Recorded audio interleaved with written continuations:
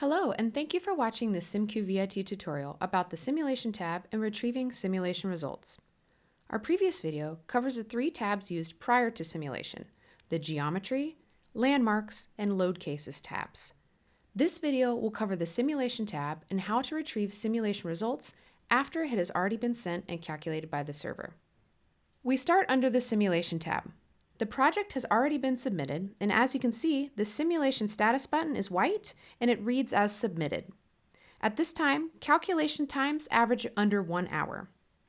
So once the server has had enough time to calculate, you would now check the status of the calculation. So a screen will pop up prompting you to enter your credentials.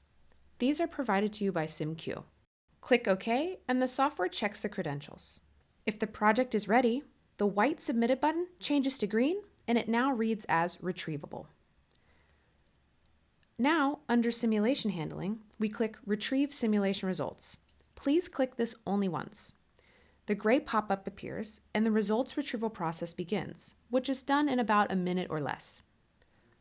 Once the retrieval process is complete, the tab changes to a darker green and now reads as Finished. This means all the actions under the Simulation tab have been complete, and you may now move on to the Results tab. At first glance, this is what the Results tab window will look like. We cover this in more detail in our next video. That brings us to the end of the Simulation tab and Retrieving Simulation Results video. Thank you so much for watching. Have fun with the software, and if you have any questions, feel free to email us at support@simq.de. Take care and happy designing!